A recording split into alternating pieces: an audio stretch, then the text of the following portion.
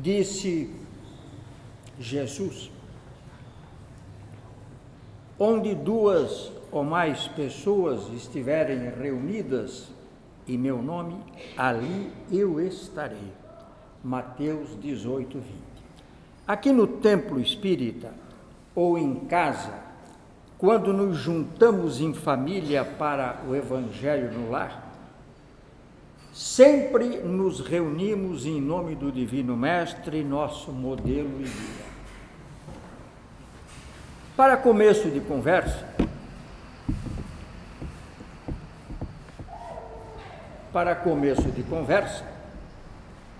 pergunto: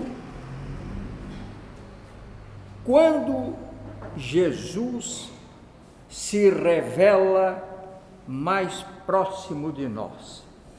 Atentem bem para a pergunta. Quando Jesus se revela mais próximo de nós? Vamos à resposta. É no aconchego do lar, quando estamos reunidos em família, que Jesus se revela o mais próximo possível de nós. Por aqui já poderia encerrar a minha exposição, já que o assunto é Jesus no lar.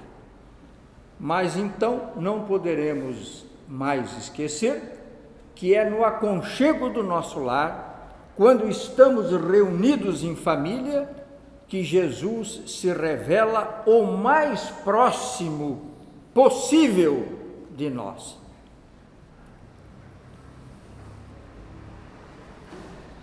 Mas vamos caminhar um pouquinho mais para ver como fazer isto, como fazer Jesus estar conosco no lar.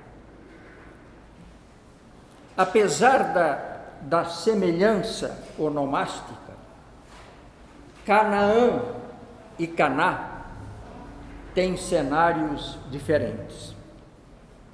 Canaã refere-se a antigo nome da Palestina. Caná é o nome de uma cidade na Galileia, palco do conhecido episódio bíblico das bodas de Caná. Caná era uma pequenina vila da Galileia, lugar aparentemente deserto. Únicas fontes de renda: pescaria, plantação de uvas e alguns grãos. Após o período da safra, as pessoas viviam apenas dos alimentos que conseguiam juntar nos celeiros. Uva é dos alimentos mais preciosos. A festa de casamento na época de Jesus não havia muita graça naquele lugar, pois as pessoas não tinham variedade de alimentos. O vinho era o principal. Galileia é uma grande região ao norte de Israel.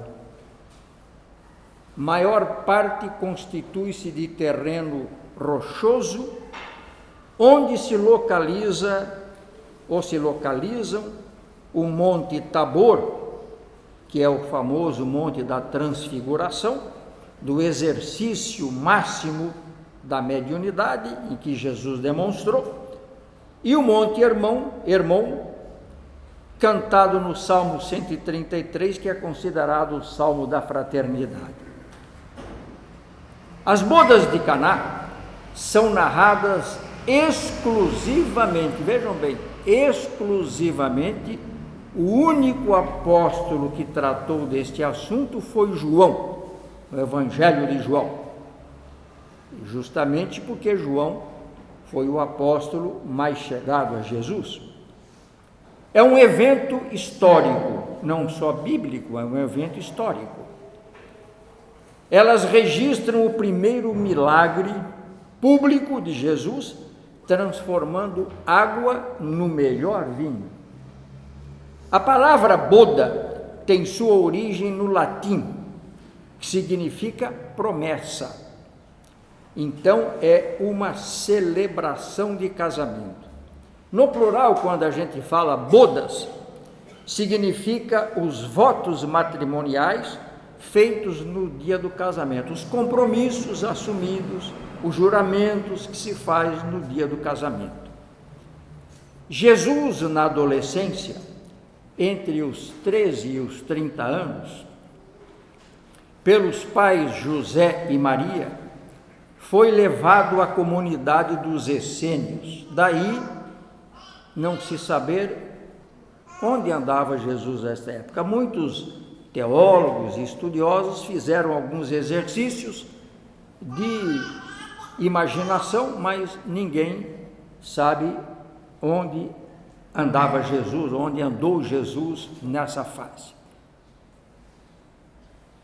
Mas voltou quando completou aproximadamente 30 anos, e este relato, este fiel relato, está na obra de Miramês, que todos nós precisamos ler, chamada Maria de Nazaré, que foi psicografado por João Nunes Maia, que era uma pessoa muito humilde lá em Minas Gerais, que psicografou mais de 60 obras do espírito Miramês. Então Miramês foi um espírito muito iluminado que relatou nesta obra a obra começa contando 200 anos antes de Jesus nascer, quando no plano espiritual foi feito todo o planejamento para que os essênios viessem à Terra, já que os essênios eram espíritos muito desenvolvidos, constituíssem as suas comunidades para receber Jesus.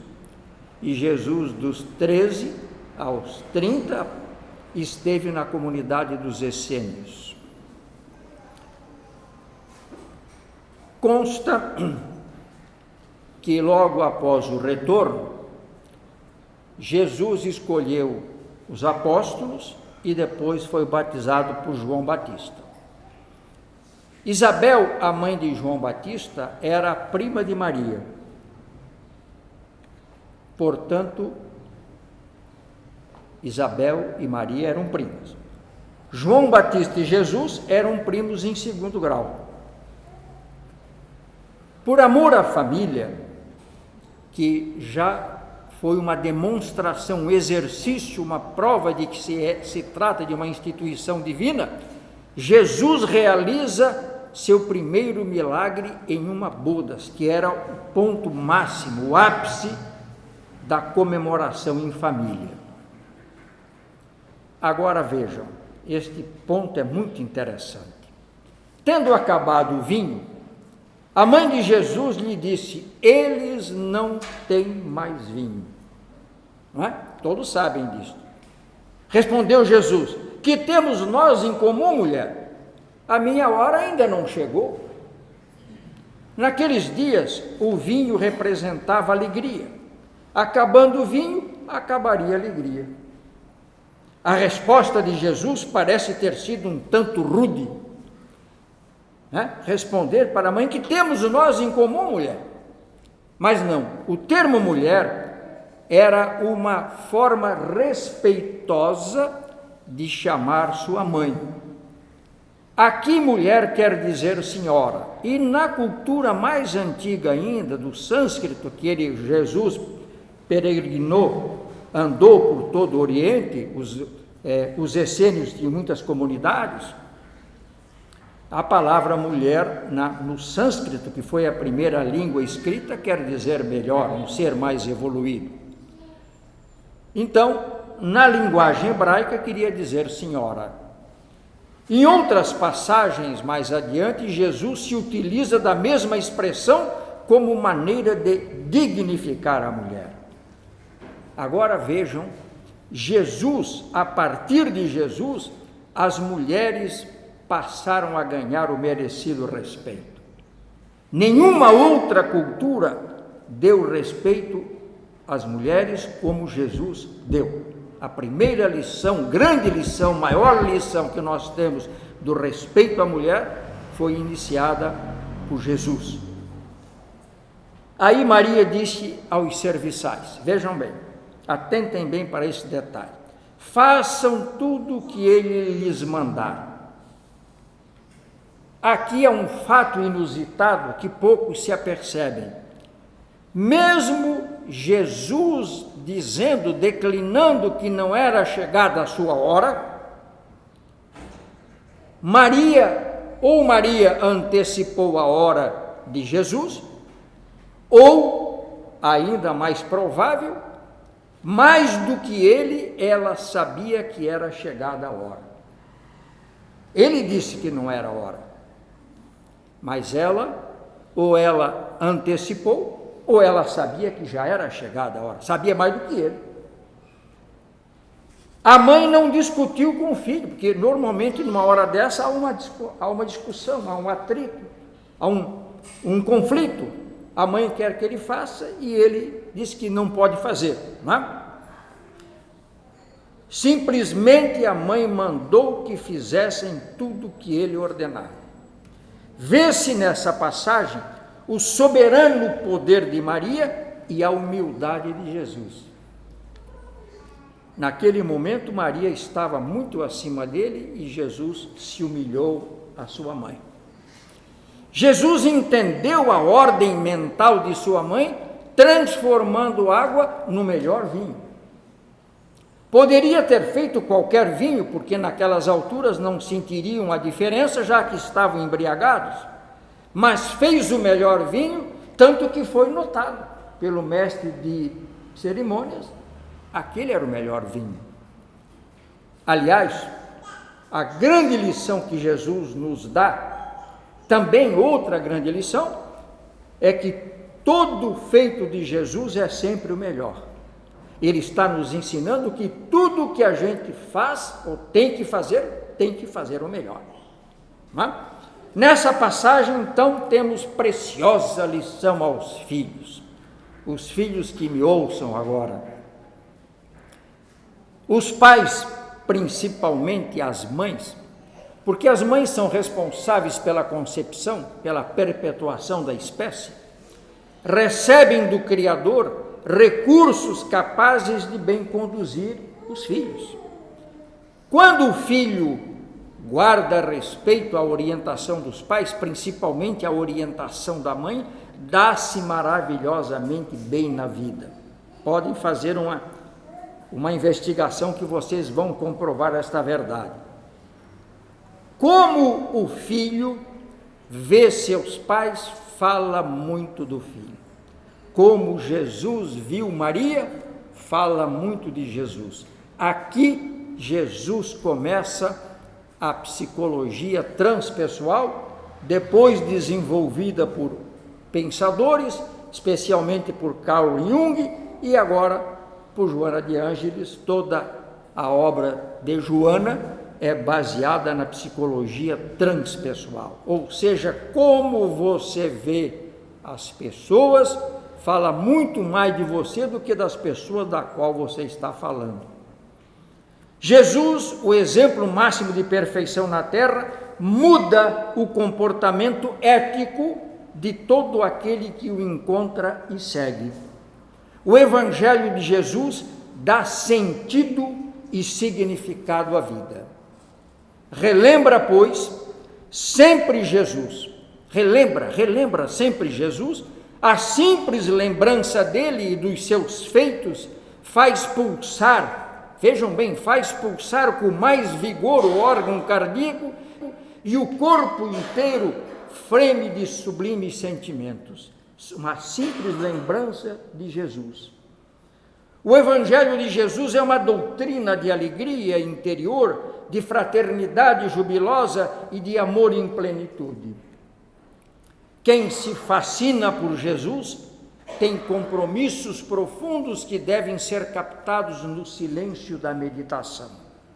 Estudos revelam que, isto é uma coisa muito interessante, estudiosos revelam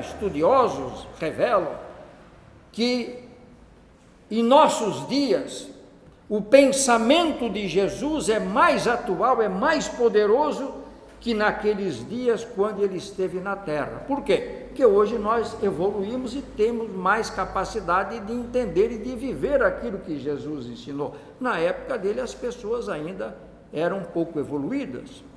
O apóstolo Paulo, na segunda carta a Timóteo 5,8, sentenciou. Paulo sentenciou, não apenas informou, deu uma sentença. Se alguém não cuidar dos seus, especialmente dos que vivem em sua casa, renegou a fé e é pior do que o incrédulo. O espírito Joana de Ângeles, na obra Constelação Familiar, que é uma outra obra que os pais e todos que são educadores precisam ler, traduz a firme posição do espiritismo ao assunto família, que hoje esse assunto família está tão preterido no caótico mundo moderno. Esses laços familiares se afrouxaram muito. Daí o resultado, o afrouxamento dos laços familiares, resultou na recrudescência do egoísmo e da violência, principalmente a violência, cujos índices nos deixam perplexos e impotentes. A veneranda assegura: o reino dos céus dentro do coração será a conquista do mais precioso tesouro da tua existência. Vamos repetir, porque esta lição não podemos esquecer. O reino dos céus dentro do coração será a conquista do mais precioso tesouro da tua existência. É necessário, então, edificar-se o reino dos céus dentro do coração. Isto é que Jesus veio nos ensinar, mediante simples aquisições não dispendiosas, como amar indistintamente ou incondicionalmente, sorrir de gratidão à existência e repartir bondade. O destino da sociedade está indissoluvelmente ligado ao rumo da família, pois esta constitui a base, o alicerce onde se inicia a experiência da fraternidade universal é na família. Madre Teresa de Calcutá, recentemente canonizada, faz contundente indagação: quer fazer algo para promover a paz mundial? Pergunta a madre, agora santa. A própria madre responde: vá para casa e ame sua família. Lá está a paz mundial. Concluindo-se a fortiori que a violência é causada por carência de estrutura moral, ou seja, por falta de amor. A família não é só uma coisa importante, como muitos pensam e falam. Logicamente, a família é tudo. Não é só uma coisa importante, a família é absolutamente tudo. O lar não é somente o abrigo dos corpos, mas, acima de tudo, a universidade das almas. Lar é como dizer assim: lá existe ar. Se ar é vida, não podemos ficar 3 minutos sem ele. A família também é vida. Então a família é o agasalho da alma, ou a universidade, e o lar é o agasalho do espírito, do corpo espiritual. O Brasil que sonhamos, pleno de harmonia, segurança e prosperidade, começa no lar e depende da estrutura familiar. Se você quer contribuir com os governantes que vão assumir em breve, deputados, os legisladores e os chefes de executivo, temos que convencê-los a trabalhar na estruturação das famílias, porque só assim vamos ter uma nação que nós sonhamos, cheia de harmonia, de segurança e de prosperidade. Do contrário, a coisa vai piorar. Ao se preparar para o repouso noturno, ou quando você vai se preparar para uma refeição, é preciso alguns instantes de relaxamento. Isso é um exercício hoje recomendado pela neurociência. Relaxar e acalmar os pensamentos e o coração antes de dormir, inevitavelmente gera tranquilidade, agregando qualidade e repouso e garantindo uma manhã renovada. E às vezes, na hora de dormir, a gente arranja alguma encrenca, vai para a televisão, vê esses noticiários cheios de violência, e vamos ter um sono sem qualidade, vamos acordar mais cansados do que quando fomos dormir. Igualmente as refeições, vejam que coisa interessante, permitindo melhor digestão e aproveitamento de nutrientes pelo corpo. Quando você se alimenta em paz, em harmonia, você tem uma digestão melhor e melhor aproveitamento de nutrientes. E isto tudo acontece em família. A calma e a gratidão pelo sagrado alimento é o ingrediente mais nutritivo à vida. Vejam bem, a calma e a gratidão pelo sagrado alimento é o ingrediente mais nutritivo à vida. O mais nocivo azedume é aquele que se faz no espaço do lar. Se houver respeito e gratidão, o lar é um espaço de vida saudável. Se não houver respeito nem gratidão, o lar se torna um espaço doentio de destruição. Na questão 383 do Livro dos Espíritos, está escrito ser na infância o período que o espírito encarnado é mais acessível às informações que recebe. Daí a importância dos bons exemplos dos pais. Do livro Consolador, Emmanuel afirma que o período infantil é o mais sério e o mais propício à assimilação dos princípios educacionais. Santo Agostinho destaca: quando os pais geram um novo corpo, a alma que nele encarna vem do espaço para progredir. Em todos os momentos da vida, principalmente em família, é preciso considerar sempre os aspectos espirituais concernentes à reencarnação e à lei de causa e efeito, para que possamos entender os problemas em família.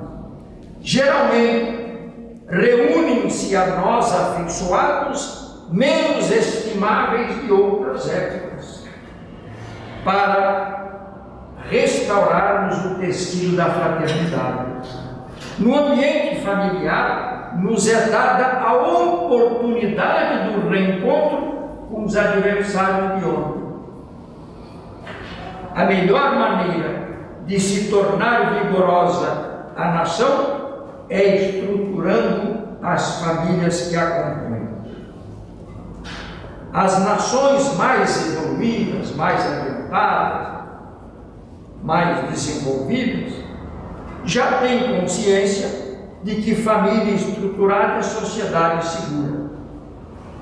Tem nações como o Canadá, países que investem 60% do orçamento em programas de promoção à família. Tudo é voltado para a família, não é voltado para o cidadão, é voltado para a família. Daí eles conseguem passar um ano sem nenhuma visita, e nós estamos aqui a quase 120 em Florianópolis este ano. Tanto que a Constituição da República Federativa do Brasil, no artigo 226, reconhece a família é base da sociedade. A doutrina espírita ensina o roteiro para a vivência ativa e saudável. A pessoa que preserva os valores éticos e se conduz nos princípios morais atrai inevitavelmente a presença de bons espíritos. E quem faz o contrário, atrai os maus espíritos, né? A melhor terapêutica, portanto, reconhecidamente pela ciência, para os graves problemas dos conflitos em família, geradores das desordens obsessivas, ou das depressões, ou dos pânicos, ou das ansiedades, é o bem proceder. Esta é a melhor terapia.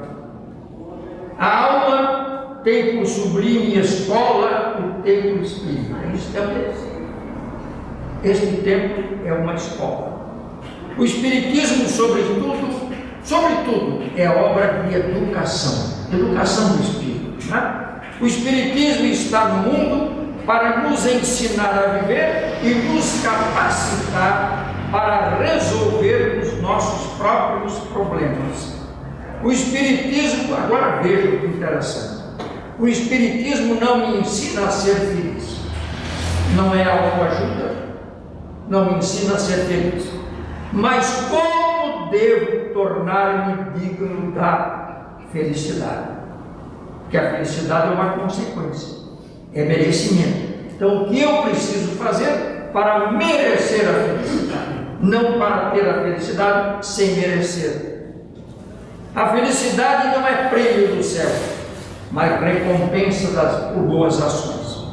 Tanto que na obra Estude e Viva Emmanuel, pelas mãos abençoadas de Chico Xavier, elucida Templo Espírita, Escola da Alma, ensinando a viver. Jesus é o nosso Divino Mestre. O Espiritismo tem no âmago da missão altaneira a responsabilidade de estruturação moral da família. O lar tem por função sagrada o culto dos valores cristãos.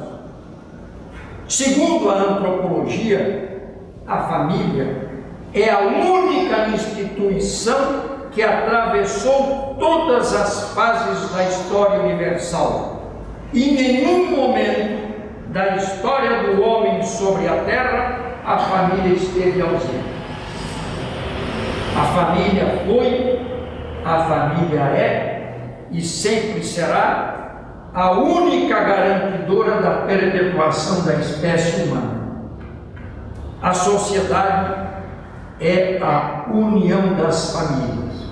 A sociedade não é a união das pessoas ou dos cidadãos. A sociedade é a união das famílias.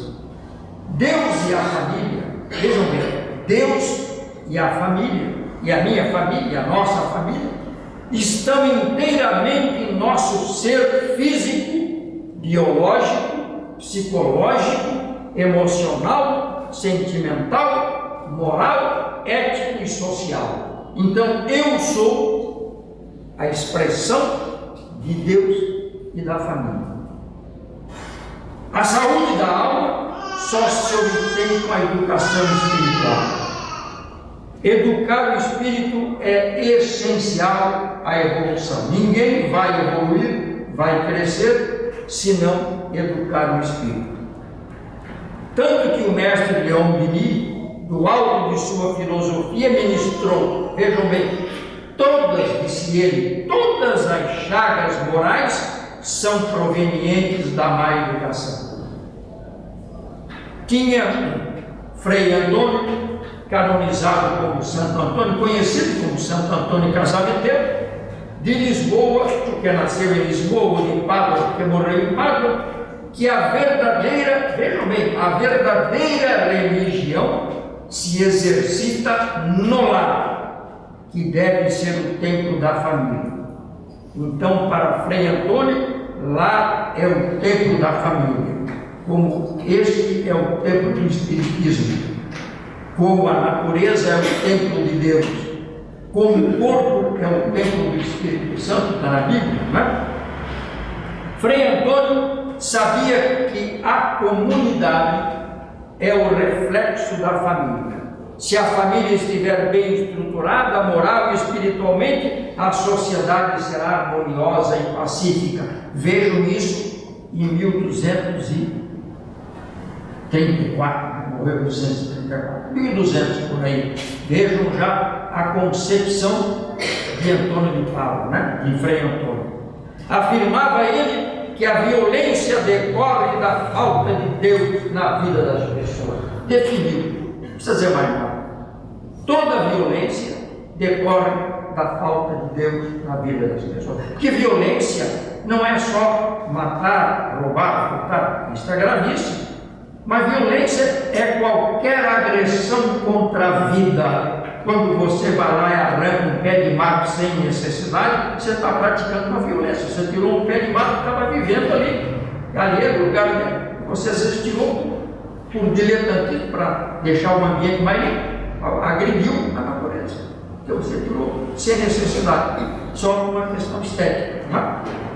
Quem se entusiasma com um raio de sol, uma gota de chuva, a beleza de uma flor e o aroma de um fruto, expressa gratidão à natureza. Faça da sua experiência carnal um hino de louvor à vida.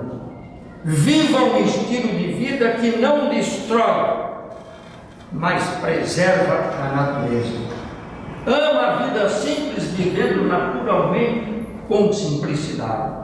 Cuida bem do pensamento, essa maravilhosa antena de atração e de repulsão. Aí está a glândula pineal, que a ciência hoje reconhece como uma poderosa antena de atração e de repulsão.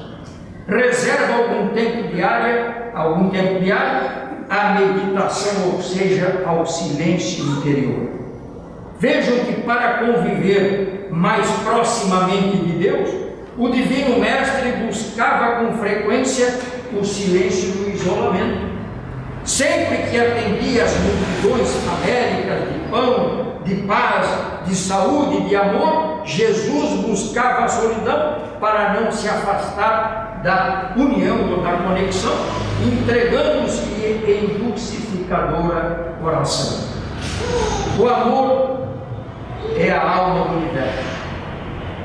E por isso, João, o discípulo amado, informou ser o amor o próprio Deus. João escreveu: Deus é amor. Santo Agostinho elucida: se tiveres o amor enraizado em ti, nada senão o amor serão os teus frutos. O Evangelho de Jesus é um poema de amor em todas as suas páginas. Narra-se que em uma carta dirigida à sua filha, o gênio admirável Albert Einstein teve a coragem, vejam bem, um cientista consagrado, teve a coragem de declarar que a maior força do universo é o amor. Amor, mais vigoroso elemento responsável pelo equilíbrio cósmico. O amor, então, é a alma de toda espécie de vida. Cientificamente, pode-se dizer que o amor é a força aglutinadora das moléculas na formação de todos os elementos existentes. Para sintonizar com o amor, pensa em Jesus, na sua vida, na boa nova que ele trouxe à luz.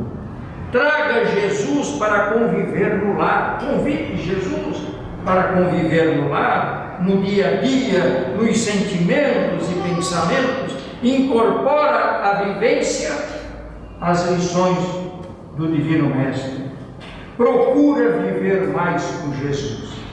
Quando estiver em dúvida diante de algum problema, pergunta ao Divino Mestre qual a melhor solução. Diante das mazelas que a gente enfrenta, da dificuldade, das provas e das expiações,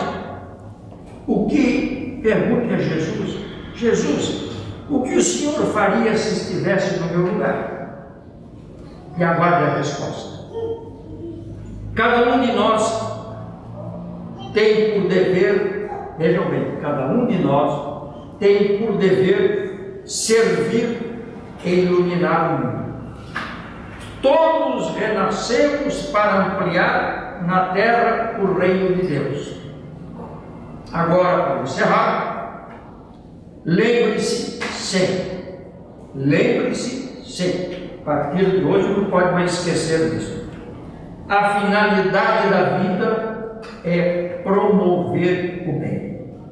Agora eu vou repetir a frase e vocês vão repetir comigo em voz alta para não esquecer, para memorizar. Vamos lá. A finalidade, bem alto. A finalidade da vida é promover o bem. Mais uma vez que é para gravar bem. A finalidade da vida é Então,